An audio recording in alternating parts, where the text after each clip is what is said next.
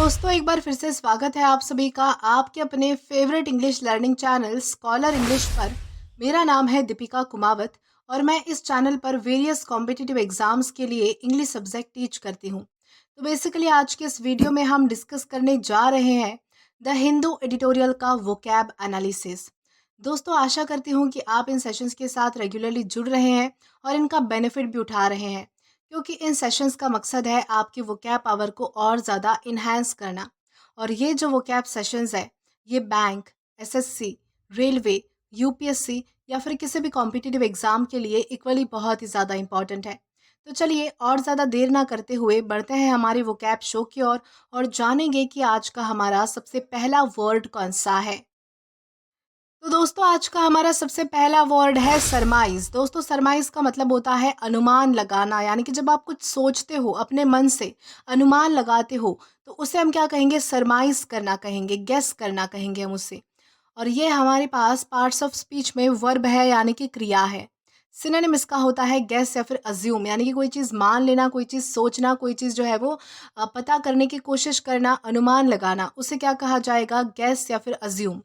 अब अगर बात करें इसके एग्जाम्पल की, तो एग्जाम्पल इसका है, I surmise that he left early because of an emergency. यानी कि मुझे ऐसा लगता है, यानी कि मैं ऐसा अनुमान लगा सकती हूँ कि वो जो है वो जल्दी चला गया क्योंकि शायद उसे कुछ एमरजेंसी हो सकती है। यानी कि मुझे ऐसा लगता है, यानी कि एक तरीके से ये मैंने जो है वो अनुमान लगाया है, यानी कि मुझे कंफर्म पता नहीं है, लेकिन मैंने क्या बताया है कि आई सरमाइज, यानी कि मेरा ऐसा अनुमान है कि उसको कोई एमरजेंसी होगी, इसलिए वो यहाँ से जल्दी चला गया।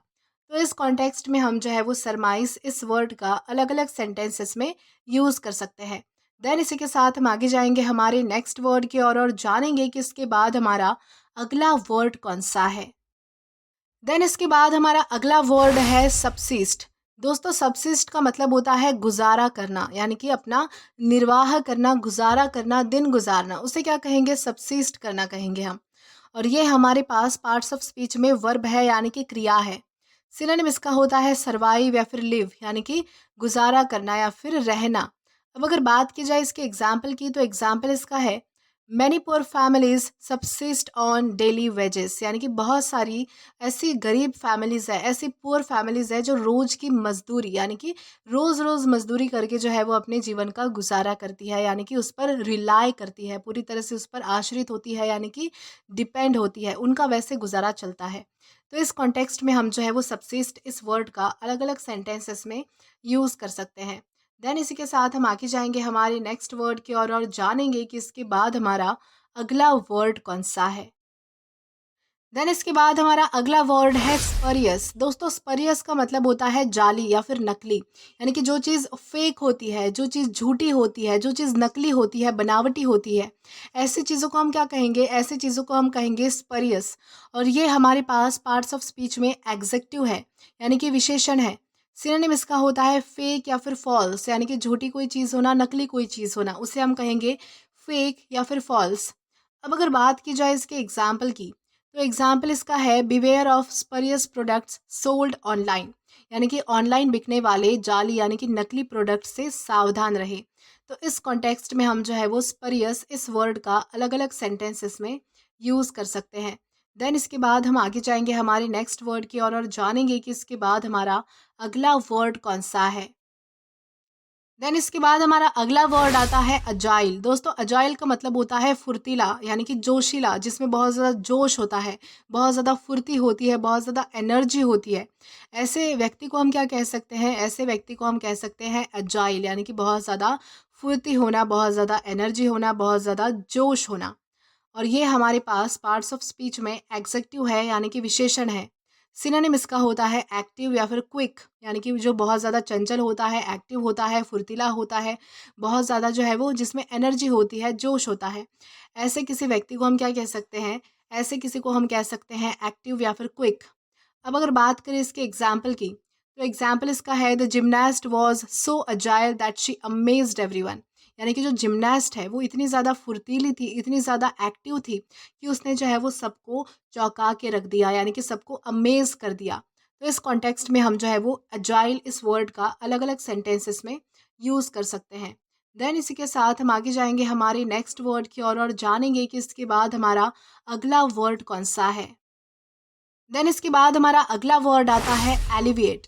दोस्तों एलिविएट का मतलब होता है कम करना, किसी चीज़ में राहत देना, यानी कि जब कोई चीज़ रिड्यूस होती है या फिर किसी चीज़ से आपको रिलीफ मिलता है, राहत मिलती है, तो उसे कहा जाएगा एलिविएट। और ये हमारे पास पार्ट्स ऑफ स्पीच में वर्ब है, यानी कि क्रिया है। सिनोनिम इसका होता है रिलीव या फिर रिड्यूस, यानी कि किसी चीज़ का कम होना या फिर किसी चीज़ से राहत मिलना। अब अगर बात की जाए इसके एग्जाम्पल की, तो एग्जाम्पल इसका है the medicine help to alleviate his pain, यानी कि उसका दर्द कम करने में जो है वो मेडिसिन ने उसकी हेल्प की, यानी कि उसने जो है वो मेडिसिन ने जो है वो बेसिकली राहत पहुंचाने का काम किया। तो इस कॉन्टेक्स्ट में हम जो है वो एलिविएट इस वर्ड का अलग अलग सेंटेंसेस में यूज़ कर सकते हैं। देन इसी के साथ हम आगे जाएंगे हमारे नेक्स्ट वर्ड की ओर और जानेंगे कि इसके बाद हमारा अगला वर्ड कौन सा है। तो देन इसके बाद हमारा अगला वर्ड है अपीज़। दोस्तों अपीज़ का मतलब होता है शांत करना, यानी कि किसी को जो है वो काम डाउन करना या फिर किसी को मनाना, यानी कि किसी की जो है वो यानी कि किसी को मनाने की कोशिश करना, किसी को शांत करने की कोशिश करना, किसी को जो है वो पूरी तरह से पैसिफाई करने की कोशिश करना, तो उसे हम क्या कहेंगे, अपीज़ करना कहेंगे। और ये हमारे पास पार्ट्स ऑफ स्पीच में वर्ब है, यानी कि क्रिया है। सिनोनिम इसका होता है पैसिफाई या फिर काम, यानी कि मनाना या फिर शांत करना। अब अगर बात की जाए इसके एग्जाम्पल की, तो एग्जाम्पल इसका है the manager try to appease the angry customer, यानी कि मैनेजर ने क्या किया कि गुस्से में जो कस्टमर था, यानी कि जिस कस्टमर को गुस्सा आया हुआ था, उस कस्टमर को जो है वो शांत करने की, यानी कि मनाने की कोशिश की। तो इस कॉन्टेक्स्ट में हम जो है वो अपीज इस वर्ड का अलग अलग सेंटेंसेस में यूज़ कर सकते हैं। देन इसी के साथ हम आगे जाएंगे हमारे नेक्स्ट वर्ड की ओर और जानेंगे कि इसके बाद हमारा अगला वर्ड कौन सा है। देन इसके बाद हमारा अगला वर्ड है बॉइस्टरस। दोस्तों बॉइस्टरस का मतलब होता है शोरगुल वाला, यानी कि जहाँ पर बहुत ज़्यादा शोर होता है, बहुत ज़्यादा नॉइज़ होती है, तो ऐसी चीज़ों को हम क्या कहेंगे, बॉइस्टरस कहेंगे, जहाँ पर बहुत ज़्यादा शोर होता है। तो उस शोर को दर्शाने के लिए हम जो है वो बॉइस्टरस का यूज़ करते हैं। और ये हमारे पास पार्ट्स ऑफ स्पीच में एग्जेक्टिव है, यानी कि विशेषण है। सिनोनिम इसका होता है नॉइजी या फिर लाउड, यानी कि बहुत ज़्यादा शोर होना। अब अगर बात करें इसके एग्जाम्पल की, तो एग्जाम्पल इसका है the classroom was full of boisterous children, यानी कि जो क्लासरूम है वो पूरी तरह से जो है वो शोर करने वाले बच्चों से भरा हुआ था। तो इस कॉन्टेक्स्ट में हम जो है वो बॉइस्टरस इस वर्ड का अलग अलग सेंटेंसेस में यूज़ कर सकते हैं। देन इसी के साथ हम आगे जाएंगे हमारे नेक्स्ट वर्ड की ओर और जानेंगे कि इसके बाद हमारा अगला वर्ड कौन सा है। तो दोस्तों इसके बाद हमारा अगला वर्ड है बिमोन। दोस्तों बिमोन का मतलब होता है दुख प्रकट करना, यानी कि जब आपको किसी चीज़ का बहुत ज़्यादा दुख होता है और आप उसे एक्सप्रेस करते हो, तो उसे क्या कहेंगे, बिमोन करना कहेंगे। और ये हमारे पास पार्ट्स ऑफ स्पीच में वर्ब है, यानी कि क्रिया है। सिनोनिम इसका होता है लैमेंट या फिर मौन, यानी कि किसी चीज़ का दुख प्रकट करना। लैमेंट का मतलब वैसे तो रोना भी होता है, तो यहाँ पर जो है वो एक तरीके से दुख व्यक्त करने के लिए ये दोनों भी वर्ड्स यूज़ किए गए हैं। अब अगर एग्जाम्पल देखें, तो एग्जाम्पल इसका है he bemoan the loss of his childhood home, यानी कि वो जो है वो अपने बचपन का घर खोने पर जो है वो बहुत ज़्यादा उसने जो है वो क्या किया, दुख प्रकट किया, यानी कि उसे जो है वो इस चीज़ का बहुत ज़्यादा जो है वो दुख हुआ। तो इस कॉन्टेक्स्ट में हम जो है वो बिमोन इस वर्ड का अलग अलग सेंटेंसेस में यूज़ कर सकते हैं। देन इसी के साथ हम आगे जाएंगे हमारे नेक्स्ट वर्ड की ओर और जानेंगे कि इसके बाद हमारा अगला वर्ड कौन सा है।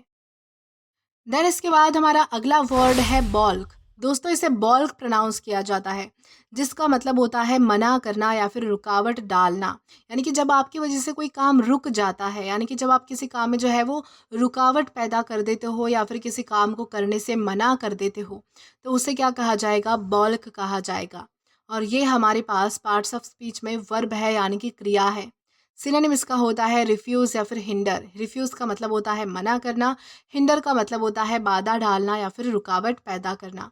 अब अगर बात की जाए इसके एग्जाम्पल की, तो एग्जाम्पल इसका है he balk at the idea of working over time without pay, यानी कि उसने जो है वो इस आइडिया पर, यानी कि उसने जो है वो इस आइडिया पर रुकावट डाली, इस आइडिया से मना कर दिया कि वो जो है वो ओवर टाइम के लिए काम करेगा, वो भी बिना किसी ओवर सैलरी के।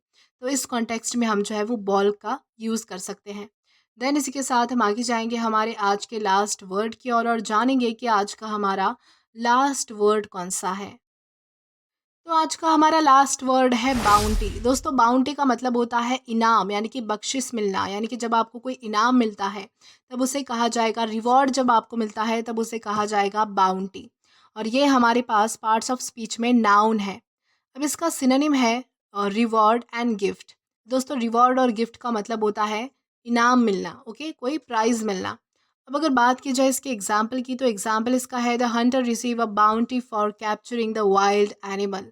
यानी कि हंटर को, यानी कि एक शिकारी को जो है वो जंगली जानवर पकड़ने के लिए जो है वो इनाम मिला, यानी कि उसको जो है वो रिवॉर्ड मिला। तो इस कॉन्टेक्स्ट में हम जो है वो बाउंटी इस वर्ड का अलग अलग सेंटेंसेस में यूज़ कर सकते हैं। तो दोस्तों आज के लिए बस इतना ही। आज की इस क्लास का पीडीएफ आप हमारे टेलीग्राम चैनल के थ्रू एक्सेस कर सकते हैं। और अगर आपने अभी तक हमारा टेलीग्राम चैनल ज्वाइन नहीं किया है तो टेलीग्राम पर English with Deepika Kumawat search करके या फिर डिस्क्रिप्शन में दिए गए लिंक के थ्रू डायरेक्ट आप हमारा टेलीग्राम चैनल ज्वाइन कर सकते हैं, ताकि आप कभी भी कोई भी नए आने वाली वीडियो से रिलेटेड अपडेट्स मिस ना करें। दोस्तों अगर आपको आज का ये वीडियो पसंद आया है तो do like this video, subscribe the channel and share as much as you can. और अगर आपने इससे पहले वाले वीडियोस नहीं देखे हैं तो यहाँ पर मैंने एक प्लेलिस्ट प्रोवाइड कर दी है, जहाँ पर आप क्लिक करके सभी वोकैब से रिलेटेड सारे वीडियोस को एक्सप्लोर कर सकते हो और देख सकते हो। Till then keep learning. Thank you.